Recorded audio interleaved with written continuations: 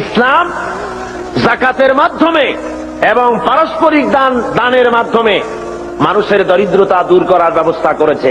হযরত ওমর ইবনে আব্দুল আজিজ রাহমাতুল্লাহ আলাইহির যুগে বাজারে বাজারে শহরাত করা হতো, যাকাত কে নেবে, যাকাত কে নেবে, একটা লোক যাকাত নেব আমি, এইরকম লোক পাওয়া যায় নাই। জোরে কোন সুবহানাল্লাহ, লোক পাওয়া যায় না।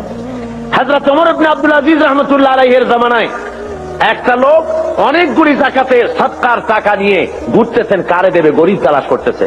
তালাশ করতে করতে 3 দিন হয়ে গেছে, পায়নি। শেষ পর্যন্ত মরুদ্যানের ভেতরে বসে জিমোচ্ছে। এমন সময় দেখে যে আর একটা লোক সেখানে আসছে, গায়ের জামা কাপড় ময়লা, বিরাট একটা গাচ্ছি।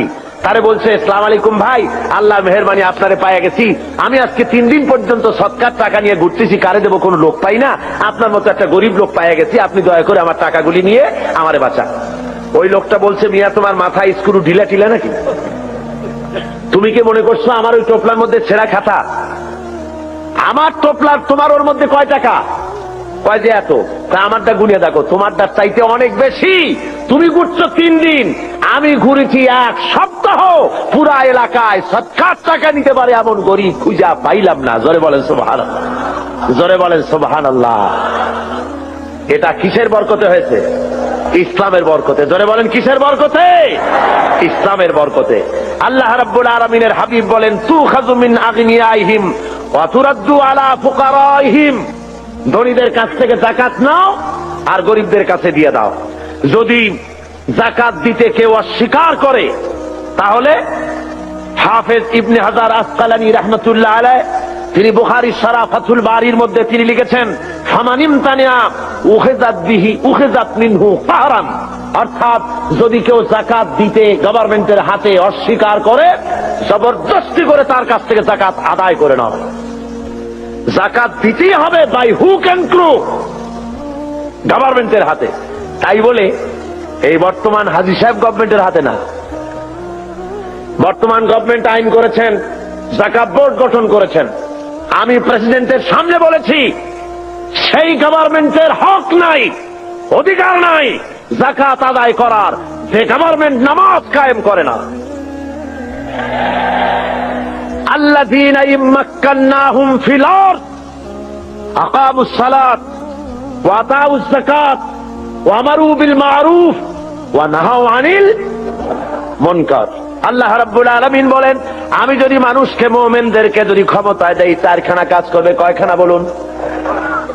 মুমিন ব্যক্তিদের যদি আমি ক্ষমতা দেই, 4টা কাজ করবে। প্রথম কাজ হলো, প্রথম নম্বরে নামাজ আদায় করবে, নামাজ কায়েম করবে, নামাজ প্রতিষ্ঠা করবে। অর্ডার দিয়ে দিবে নামাজ পড়তে হবে বাধ্যতামূলক। কোন অফিসার, কোন স্কুল, কোন কলেজ, কোন ইউনিভার্সিটি নামাজের অর্থে চলতে পারবে না, নামাজের সময় বন্ধ করে দিতে হবে। বা জামাত নামাজ আদায় করবে মুসলমান, তারপরে আবার কাজ শুরু করবে।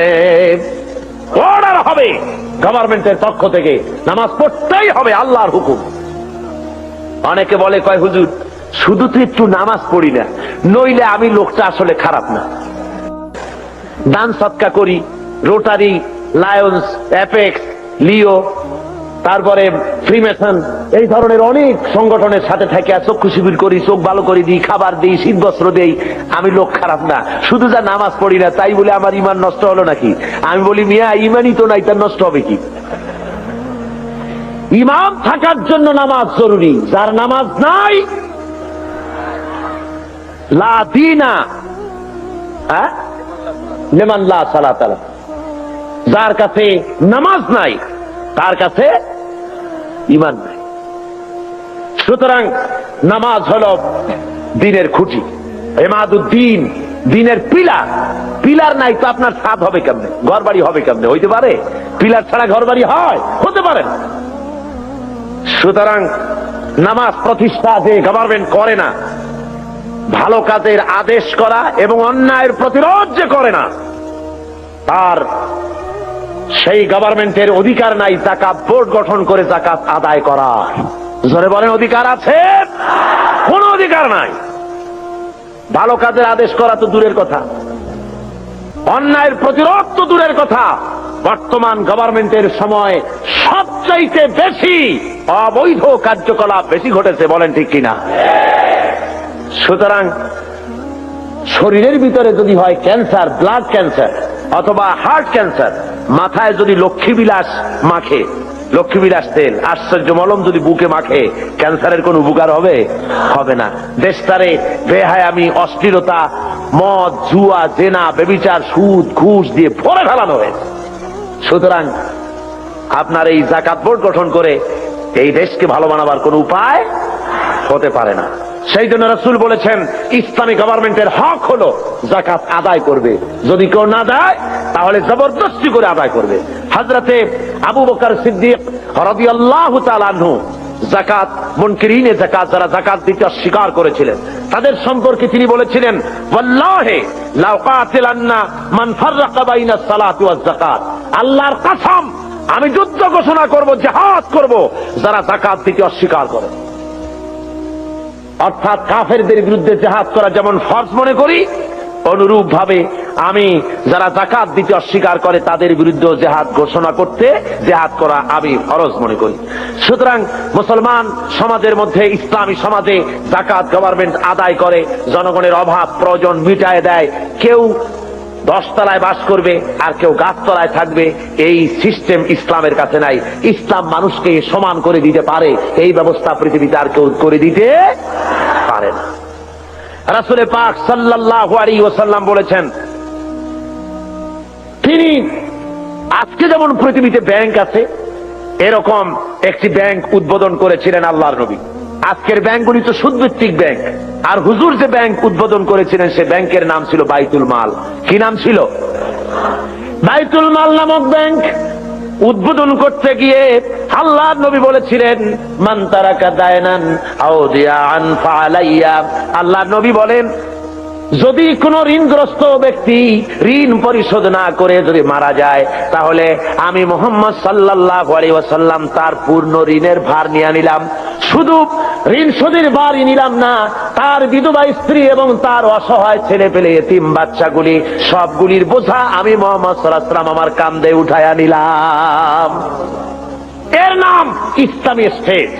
রাষ্ট্রপ্রধান গোটা দেশের সবকিছুর জন্য তাকে দায়ী হতে হয় এবং জনগণের খেদমত করার জন্য প্রস্তুতি নিতে হয়। আর এই পথ একমাত্র দিতে পারে ইসলাম, আর কেউ দিতে পারে না। সেই জন্য ইসলাম এই যাকাতের ভিত্তিতে, যাকাত ব্যবস্থার মাধ্যমে জনগণকে ইসলামের পথ দেখিয়েছে, তাদেরকে অভাব অভিযোগ দূর করেছে, খাওয়া পড়া, শিক্ষা, চিকিৎসা, বাসস্থানের গ্যারান্টি দিয়েছে। এই ব্যবস্থা আর কেউ দিতে পারে না। আল্লাহ রাব্বুল আলামিন কোরআনে কারীমের মধ্যে বলেন, কায়লা ইয়াকুনা দুলাতাম বাইনাল আগনিয়াই মিনকুম, তোমাদের কিছু সংখ্যক ধনীদের হাতে যেন সম্পদ পুঞ্জীভূত হয়ে না থাকে, গুটি কয়েক ধনীদের কাছে যেন সম্পদ পুঞ্জীভূত হয়ে না থাকে, বরং তা স্প্রেড করে গোটা সমাজের মধ্যে যেন যাকাত সৎকার আকারে তা যেন ছড়িয়ে যায়। আল্লাহ রাব্বুল আলামিন বলেন, কিয়ামতের দিন জাহান্নামীদেরকে প্রশ্ন করা হবে, ইয়াতাসাআলুনা আনিল মুজরিমিন মা সালাকাকুম ফি সাকার। জাহান্নামীদেরকে জিজ্ঞাসা করা হবে, কেন তোমরা আজকে জাহান্নামে এলে?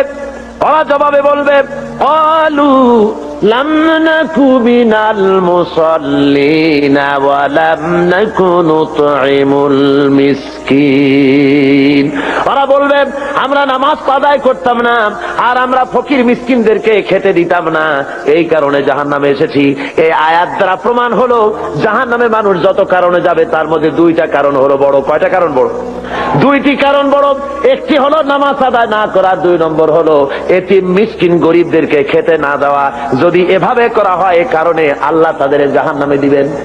আল্লাহ রাব্বুল আলামিন বলেন, আরাআইতাল্লাযী ইউকাযযিবু বিদ্দীন। পড়েন সবাই, আরাআইতাল্লাযী ইউকাযযিবু বিদ্দীন ফাযালিকাল্লাযী ইয়াদউল ইয়াতীম ওয়া লা ইয়াহুদ্দু আলা তুআমিল মিসকিন ফাওয়াইলুল লিল মুসাল্লিন আল্লাযীনা হুম আন সালাতিহিম সাহুন আল্লাযীনা হুম ইউরাউনা ওয়া ইয়ামনাউনাল মাউন।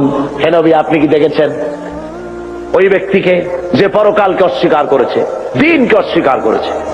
পরকাল আর দিনকে অস্বীকার করেছে কারা? যারা নাকি এতিমকে গলায় ধাক্কা দিয়েছে আর মিসকিনকে খেতে দেয়নি। এতিমের গলায় ধাক্কা মারা আর মিসকিনকে খেতে না দেওয়া পরকালকে অস্বীকার করার শামিল। জোরে বলেন সুবহানাল্লাহ। কত বড় কথা! এতিম মিসকিনকে গলায় ধাক্কা মারা এবং মিসকিনকে খেতে না দেওয়া, এতিমকে ধাক্কা দেওয়া আল্লাহ রাব্বুল আলামিন বরদাস্ত করেন না। পরকালকে অস্বীকার করার শামিল এগুলি হয়ে যায়। তাই ইসলাম বলেছে গরিব মিসকিনকে ভালো ব্যবহার করো, তাদেরকে খাবার দাও, পড়ার দাও। আর এর সব কিছুর দায়িত্ব হলো গভর্নমেন্টের। ইসলামী গভর্নমেন্ট যদি হয়ে যায়, কোরআনের রাজ যদি কায়েম হয়ে যায়, তাহলে কেউ 1000 বিঘা জমির মালিক হবে আর কারো রান্নাঘর উঠাবারও জায়গা থাকবে না। এই ব্যবস্থা ইসলাম হলে এ ব্যবস্থা থাকতে পারবে না। সুতরাং শহরের, দেশের সবচাইতে ভালো বাড়িটিতে প্রেসিডেন্ট থাকবেন, ভালো ভালো বাড়িগুলিতে মন্ত্রীরা থাকবেন, জেলার সবচাইতে ভালো বাড়িতে কমিশনার বা ডিসি থাকবেন, আর জনগণ থাকবে কুড়ে ঘরে, থাকার জায়গা নাই। Kamalapur rail station, Chittagong rail station, স্টেশনে কোন রকম করে মাথা গুজে থাকবে। ইসলাম এই ব্যবস্থা করে না। সকলের থাকা, খাওয়া, পড়া, শিক্ষা, চিকিৎসা, বাসন শান্তি দেয় কে? জোরে বলেন, কে দেয়? ইসলাম দেয়। আজকে শ্রমিকদেরকে তথাকথিত সমাজবাদীরা তারা বলে ইসলামের কাছে অর্থনীতি নাই। আরে বাবা, ইসলামের কাছে নাই, তুমি পেলে কোত্থেকে? তোমার কার্ল মার্কস, তোমার লেনিন যতটুকুন পেয়েছে ইসলামকে রিসার্চ করে তার থেকে একটুখানি নিতে চেষ্টা করেছে। কথা বুঝতে পেরেছে? ইসলাম দিয়েছে শ্রমিকের অধিকার। শ্রমিকের অধিকার কে দিয়েছে বলুন? শ্রমিককে হিংসা করা নিষেধ, ঘৃণা করা নিষেধ। যেহেতু শ্রমিককে আল্লাহ রাব্বুল আলামিনের হাবিব বলেছেন আল কাসিবু হাবিবুল্লাহ, যারা সহজে উপার্জন করে তারা হলো আল্লাহর বন্ধু। জোরে বলেন সুবহানাল্লাহ। যারা সহজে উপার্জন করে, যারা কাজ করে খায়, তাদের মতো ভালো ইনকাম, হালাল রুজি আর কার হতে পারে? আল্লাহ রাব্বুল আলামিনের হাবিব শ্রমিকদের অধিকার সম্পর্কে, শ্রমিক আর মালিকের সম্পর্কে বলেছেন, মালিক আর শ্রমিকের মধ্যে সম্পর্ক যেটা হবে সেটা গোলাম আর মনিবের সম্পর্ক হবে না, সে সম্পর্ক হবে ভাই ভাই। মনিব, মালিক, শ্রমিকের, মিলের মালিক এবং শ্রমিক দুজনের মধ্যে সম্পর্ক হবে ভাই ভাইয়ের সম্পর্ক। হুজুর বলেছেন তোমরা যেমন খাবে তাদেরকে তেমন খাওয়াবে, তোমরা যেমন পড়বে তাদেরকে তেমন পড়াবে, তোমরা যেমন থাকবে শ্রমিকদেরকে তেমন থাকার ব্যবস্থা করে দাও। ইসলাম বলেছে, দুনিয়ার আর কেউ বলতে পারেনি। ইসলামের ব্যবস্থা নিজের মানুষের সামনে পরিষ্কার করে দেখিয়েছে। রাসূল পাক সাল্লাল্লাহু আলাইহি সাল্লাম বলেছেন শ্রমিকের গায়ের ঘাম শুকিয়ে যাওয়ার আগে তার ন্যায্য প্রাপ্য বুঝিয়ে দাও। কোন পারিশ্রমিক ঠিক না করে কোন শ্রমিককে কাজে লাগিও না, পারিশ্রমিক আগে ঠিক করে নাও। সুতরাং শ্রমিকদের মধ্যে, মনিবের মধ্যে কোনো ক্লাসে স্ট্রাগল হতে পারে না, মালিকের মধ্যে কোনো ক্লাসে স্ট্রাগল হতে পারে না যদি খাওয়া পড়ার এই ব্যবধান যদি না থাকে, সব যদি সমান করে দেওয়া হয়। এই ব্যবস্থা ইসলাম করেছিল। আজকে ইসলামী স্টেট না থাকার কারণে আমার দেশের মধ্যে, আমার দেশের ছেলেপেলেরা ইসলামকে না বুঝে তারা ভিন্ন পথে পরিচালিত হচ্ছে। তারা মনে করতেছে যে সমাজতন্ত্রের মাধ্যমে বুঝি শান্তি আসবে। আমার দেশের কলেজের ছেলেরা, ইউনিভার্সিটির ছাত্ররা তারা মনে করে যে শান্তি আসবে সমাজতন্ত্রের পথে। কোন পথে?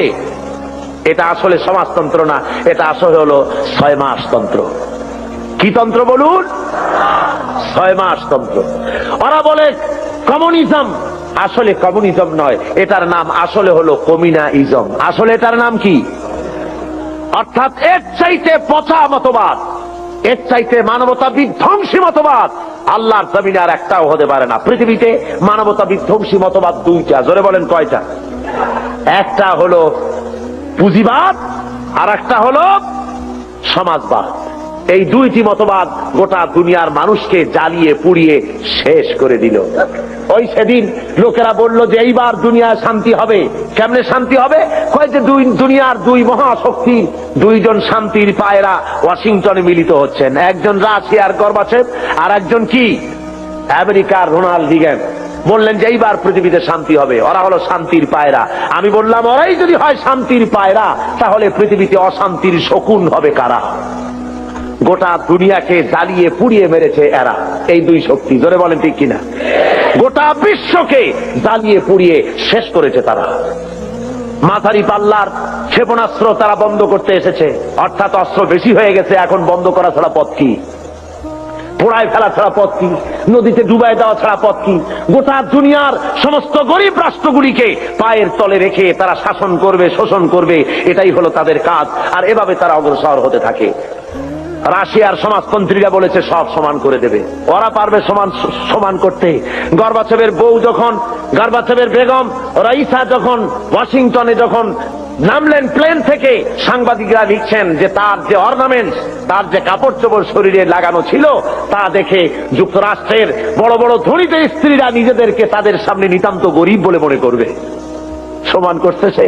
তবে একটা কথা বলেছেন উনি, গর্বাচেভ যখন নামলেন সিঁড়ি থেকে, তখন একটা কথা বলেছেন। সাংবাদিকরা জিজ্ঞেস করেছেন এই বৈঠক আপনি কি মনে করেন, এই বৈঠক সম্পর্কে? উনি বললেন, বৈঠককে আমি খুব ভালো মনে করি। আমি মনে করতেছি যে এই বৈঠক ঈশ্বর আমাদের সহায় হবে, ঈশ্বর আমাদের সহায় হবে।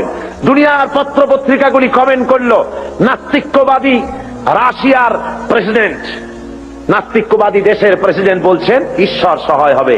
কথাটা মন্দ না, ভূতের মুখে রাম নাম। কথা বুঝতে পেরেছেন? তবে আজকে একটি জিনিস ভালো লক্ষ্য করা যাচ্ছে, তা হলো এই, গর্বাচেভ আগের মতো অন্যান্য প্রেসিডেন্টের মতো নন, বরং তিনি ভিন্ন চিন্তা করতেছেন। দুনিয়ার বুকে গণতন্ত্র ছাড়া যে পথ নাই, গণতন্ত্রই একমাত্র মানুষকে কল্যাণ দিতে পারে, কমিউনিজমের মতবাদে শান্তি আসতে পারে না, এই কথাটি মনে হয় তার মাথার মধ্যে কিছুটা ঢুকেছে। তাই পুঁজিবাদী গণতন্ত্রের সাথে হাত মিলাবার চেষ্টা করতেছে। কিন্তু শেষ রক্ষা হবে না, পুঁজিবাদও পৃথিবীকে বাঁচাতে পারবে না, আর সমাজবাদও পৃথিবীর ক্ষুধা দারিদ্র থেকে গোটা বিশ্বকে বাঁচাতে পারবে না। এই পৃথিবীকে যদি বাঁচাতে হয় তাহলে বাঁচাতে পারবে কে বলুন? জোরে বলেন, কে বাঁচাতে পারবে?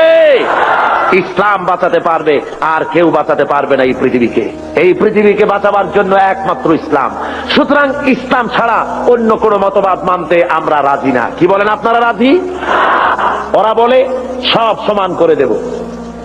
আমার বিরুদ্ধে তারা অভিযোগ তোলে, আমি সমাজতন্ত্রের বিরুদ্ধে কথা বলি, কমিউনিস্টদের বিরুদ্ধে কথা বলি। কমিউনিস্টদের বিরুদ্ধে তো কথা বলতেই হবে, যেহেতু তারা আল্লাহকে মানে না। কমিউনিস্টরা কি মানে না বলুন? জোরে বলেন, কি মানে না? কমিউনিস্টরা নাস্তিক, তারা আল্লাহকে অস্বীকার করেছে। মার্কস এন্ড এঙ্গেলস এই বইয়ের ভিতরে 385 পৃষ্ঠায় এর মধ্যে লেখা হয়েছে যে ধর্ম হলো একটি ধর্ম মানুষেরা নিজেরা তৈরি করেছে। ধর্ম বলতে আসলে কোনো জিনিস নাই। কার্ল মার্কস তার on step forward to step back বইয়ের মধ্যে লিখেছেন ধর্ম হলো মানুষের জন্য আফিম। সুতরাং কোন লোক কমিউনিজমের আন্দোলন করে অথচ মসজিদে যায়, নামাজে পড়ে, মন্দিরে যায়, এই অবস্থা যদি হয় তাহলে বুঝতে হবে যে সে কমিউনিজমের দায়িত্ব পালন করছে না, সে এখনো কমিউনিজমকে বুঝতে পারে নাই। তার মানে হলো তারা সম্পূর্ণ ধর্ম বিরোধী, আল্লাহ বিরোধী। কমিউনিজমের ইতিহাসে আল্লাহর অস্তিত্ব নাই। সুতরাং এই কমিউনিজমের মতবাদকে প্রতিষ্ঠা করার জন্য 1918 সালে সোভিয়েত সংবিধানের 13 নম্বর অনুচ্ছেদ সংযোজিত করা হয় 1918 সনে। সেখানে দেশের সকল ধর্মের ধর্মীয় সমস্ত শিক্ষা প্রতিষ্ঠানে ধর্মীয় শিক্ষা পুরাপুরি বন্ধ করে দেওয়া হয়। এবং 1921 সালে রাশিয়ার বুকে বিভিন্ন ধর্মীয় প্রতিষ্ঠানগুলি, মসজিদ মাদ্রাসাগুলি, হাজার হাজার মসজিদ মাদ্রাসা তারা ক্লাব করেছে, সিনেমা হলে পরিণত করে দিয়েছে। 1924 সালে তারা রাশিয়ান সরকারের অধীনে সেখানে গডলেস অ্যাসোসিয়েশন হয়, অর্থাৎ খোদাদ্রোহী, খোদা মানে না নাস্তিকদের সমাজ সেখানে তৈরি হলো। এবং তারা একই বছরে হাজার হাজার আলিমদেরকে, মুসলমানদেরকে সেখানে তারা জবাহ করলো। রাশিয়ার ভিতরে মসজিদ মাদ্রাসা যেখানে ছিল, আপনার আজ থেকে অন্তত অক্টোবর বিপ্লবের পূর্বে আমার কাছে এই রাশিয়ানদের বিপ্লবের বইপত্র বহুত আছে। সেই বইপত্র থেকে আমি সংগ্রহ করেছি, আপনারাও পড়তে পারেন। রুশ, ভারত, বাংলাদেশ একটি বই আছে, বাংলাদেশে বেরিয়েছে। এছাড়া অনেক অথেন্টিক বই আমার কাছে আছে রাশিয়া সম্পর্কে। আমি আমদাদে বক্তৃতা করি না, পড়াশোনা করে বক্তৃতা করি। পুঁজিবাদী দেশ চোখে দেখেছি, সমাজতান্ত্রিক দেশও চোখে দেখেছি। চোখে দেখে তারপরে বক্তব্য রাখি। অক্টোবর বিপ্লবের পূর্বে সোভিয়েত রাশিয়ায় মসজিদের সংখ্যা ছিল 26,279টি। আর 1959 সনে এসে এই মসজিদ দাঁড়িয়েছে 1200-তে। এরপরে এই মসজিদের সংখ্যা আরো কমে গেছে, অর্থাৎ মসজিদগুলি ক্লাব বানানো হয়েছে, নাট্যশালা বানানো হয়েছে, আর যুব কমিউনিস্টদের তাস তাসা জুয়া খেলার অফিসে পরিণত করা হয়েছে। জোরে কন্যা উজুবিল্লাহ। রাশিয়ার ভিতরে মুসলমানদের জোহরের নামাজ পড়া নিষেধ, আসরের নামাজ পড়া নিষেধ। নামাজ পড়লে পরে তাহলে উৎপাদন কমে যাবে, সেই জন্য নামাজ পড়তে দেওয়া হয় না। খাতনা করা নিষেধ। হজ তো করতেই পারে না, হজ করার কোন সুযোগ তাদের কাছে নাই, যেহেতু ব্যক্তি মালিকানা নাই, হজ করবে কেমনে? যাকাত দেওয়ার তো প্রশ্নই ওঠে না। এই অবস্থা হলো সেই সমাজে। মানুষেরা সবচাইতে বেশি দুঃখে কষ্টে সেখানে আছে। বিশ্বকবি, কবি সম্রাট আল্লামা ইকবাল রহমাতুল্লাহ আলাইহে তিনি ওই রাশিয়া সফর করে তিনি বলেছিলেন দুঃখ করে, আয়ে তয়রে লাহুতি উস রিজক সে মৌত আচ্ছি, জিস রিজক সে আতি হো পরওয়াজ মে কোতাহি। যে রিজক তোর হরিল আজাদি, নীল আকাশের আলো, তাহার চাইতে স্বাধীন মরণ হাজার গুণে ভালো। যে রুজি খেতে গিয়া হে উড্ডয়নশীল পাখি, যে রিজেক খেতে গিয়ে তোমার স্বাধীনভাবে ওড়া বন্ধ হয়ে গেছে, ওড়ার স্বাধীনতা বন্ধ হয়ে গেল, তার চাইতে তোমার স্বাধীনভাবে না খেয়ে মরে যাওয়া অনেক ভালো ছিল। রাশিয়ার বুকে লোকেরা কথা বলার অধিকার পায় না। পত্রিকা গভর্নমেন্টের, টেলিভিশন গভর্নমেন্টের, সে দেশে তাদের রেডিও গভর্নমেন্টের, প্রচার মিডিয়া সব গভর্নমেন্টের হাতে, জনগণের কাছে কিছু নাই। এই এলাকায় যদি 10,000 লোক খতম করে দেওয়া করে, পাশের 1 মাইল দূরে লোকদের জানার কোনো উপায় নাই। প্রত্যেকটা মানুষের পেছনে গোয়েন্দা লাগানো রয়েছে। নিজের বাক স্বাধীনতা নাই, গণতন্ত্র নাই। বলেন রাশিয়ায় গণতন্ত্র আছে? জোরে বলেন আছে? কোরিয়ায় গণতন্ত্র, আপনার যেসব জায়গায় সমাজতন্ত্র প্রতিষ্ঠা হয়েছে সেসব জায়গায় কি গণতন্ত্র আছে? নাই। আমাদের দেশে এই গণতন্ত্রের বুলি নিয়ে কমিউনিস্টরা ময়দানে নেমেছে, গণতন্ত্রের শ্রদ্ধাবরণে তারা কাজ করতে চাচ্ছে। আসলে তারা হলো ইসলামের সবচাইতে বড় দুশ্মন। ইসলামের সবচাইতে বড় দুশ্মন কারা? জোরে বলেন, সবচাইতে বড় দুশ্মন কারা? তারা সুযোগ খুঁজতেছে, সুযোগ পেলেই তারা মুসলমানদের উপরে আক্রমণ করবে, আফগানিস্তানের মতো দশা ঘটিয়ে ছাড়বে। তারা মুসলমানদের ধোঁকা দেওয়ার জন্য। আপনারা বলেন, কোনদিন আপনারা শুনেছেন যে কমিউনিস্টরা হজ করেছে? কমিউনিস্টদের লিডাররা তো সব বড় বড় ধনী, কোটি কোটি টাকার মালিক কমিউনিস্টদের লিডারেরা। আপনারা শুনেছেন কোন কমিউনিস্ট লিডার জীবনে হজ করেছে? শুনেছেন? জোরে জবাব দিবেন, শুনেছেন? কোনদিন তাদের রোজা রাখতে দেখেছেন? কোনদিন যাকাত দিতে দেখেছেন? কোনদিন তাদেরকে কোন আলেম ওলামাদের কাছে এসে দোয়া চেতে দেখেছেন? অর্থাৎ তারা আল্লাহকে সম্পূর্ণ স্বীকার করেছে, আর আল্লাহকে মানে না। শুধুমাত্র বাংলাদেশের যেহেতু 10 কোটি মুসলমান, কাজ করতে অসুবিধা হবে, তাই তাদের নেতা মরে গেলে পরে জানাজার অনুষ্ঠান করে মানুষকে ফাঁকি দেওয়ার জন্য। তাদের নেতা মারা গেল আর জানাজার জন্য বাইতুল মুকাররমের সমস্ত টুপি খরিদ হয়ে গেল। বাইতুল মুকাররমে আর টুপি ছিল না, সব টুপি তারা কিনলো। কেনার পরে চলে গেল জানাজার নামাজ পড়ার জন্য। জানাজা পড়তে গেল, ওরাই গেল যাদের কাছে নামাজ নাই, রোজা নাই, আল্লাহ পরকালের চিন্তা নাই। জানাজা পড়তে গেছে, পথে মধ্যে পেশাব আসলো, প্যান্টের বোতাম খুললো আর ব্রাশ ফায়ার মেরে দিল। প্যান্টে লাগে গেল, ধোয়া নাই, মশা নাই। ওই অবস্থায় জানাজায় দাঁড়ায় গেছে আল্লাহু আকবার। যেমন জাতের মুজ্জর তেমন জাতের মুক্তাদি দাঁড়ায় গেছে, যাতে কপালে হয়ে যাক মুজ্জরের।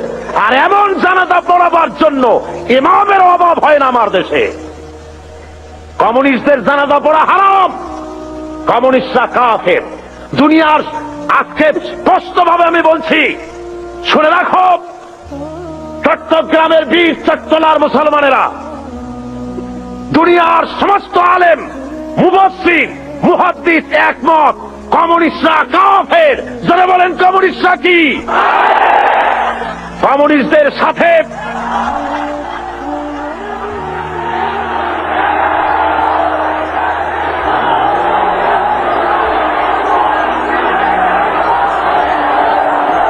আমাদের দেশে, শুনুন, আমাদের দেশে যারা আওয়ামী লীগ করে তারা মুসলমান। তারা কি বলেন?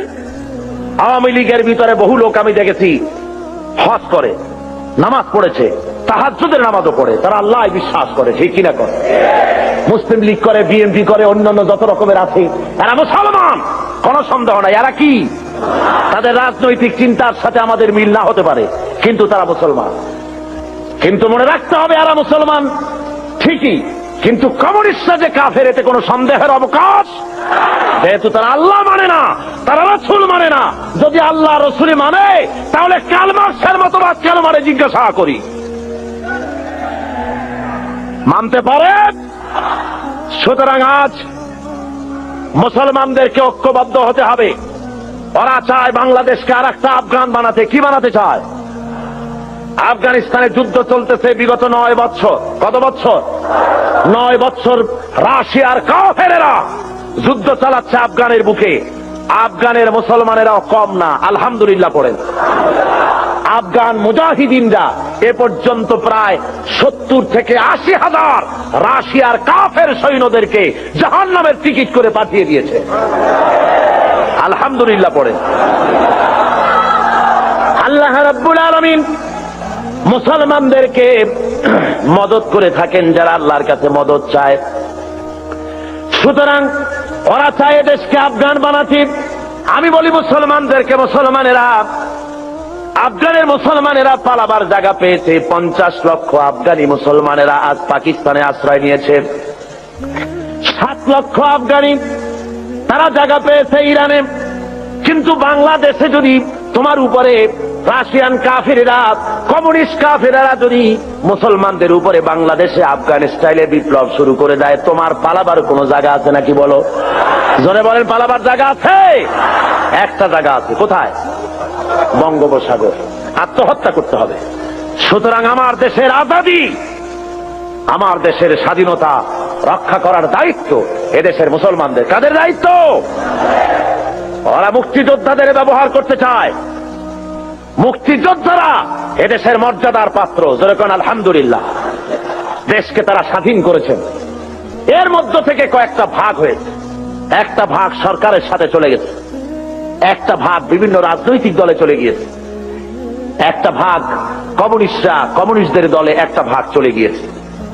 এরা তারাও তার নাম দিয়েছে মুক্তিযুদ্ধ চেতনা বিকাশ কেন্দ্র। আর যখন ইসলামের আওয়াজ আসে তখন তারা বলে মুক্তিযুদ্ধের চেতনা বহির্ভূত কাজ হচ্ছে। বলে না? জোরে বলেন, বলে না? মুক্তিযুদ্ধ, ইসলাম মুক্তিযুদ্ধের চেতনা বহির্ভূত নয়, বরং স্বাধীনতা সংগ্রামের সময় যদি একথা লোকের জানা থাকতো যে দেশে সমাজতন্ত্র প্রতিষ্ঠার আন্দোলন চলবে, স্বাধীনতা আন্দোলনে মুসলমানের অংশগ্রহণ করতো না। জোরে বলেন, ঠিক কিনা? এদেশের লোকেরা পশ্চিমা শক্তির বিরুদ্ধে লড়াই করেছে, জালিমদের বিরুদ্ধে লড়াই করেছে, সমাজতন্ত্র প্রতিষ্ঠার জন্য লড়াই করে নাই।